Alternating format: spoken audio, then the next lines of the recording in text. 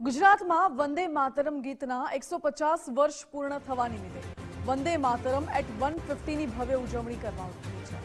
7 નવેમ્બરે દેશવ્યાપી કાર્યક્રમનો ભાગરૂપે રાજ્યભરમાં પણ આયોજન થયું છે। ગાંધીનગર વિધાનસભા ખાતે મુખ્યમંત્રીની હાજરીમાં આ મુખ્ય કાર્યક્રમ યોજાશે।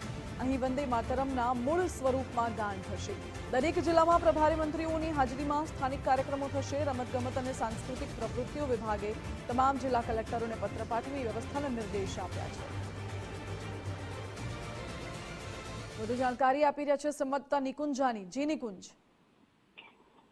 વંદે માતરમ ગીતને 150 વર્ષ થઈ રહ્યા છે, તો તેની ઉજવણી પૂરા દેશભરની અંદર થઈ રહી છે। ગુજરાત રાજ્યની અંદર પણ વંદે માતરમ ગીતની ઉજવણી થશે।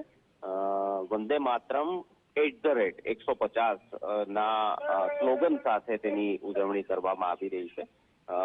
ગાંધીનગર ખાતે મુખ્યમંત્રીની હાજરીમાં રાજ્યકક્ષાનો કાર્યક્રમ યોજાશે, જેમાં વંદે માતરમ મૂળ સ્વરૂપમાં તેનું ગાન કરવામાં આવશે।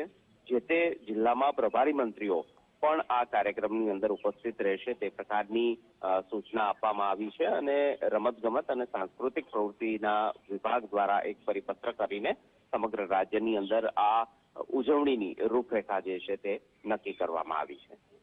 જી નિકુંજ, આભાર આપનો।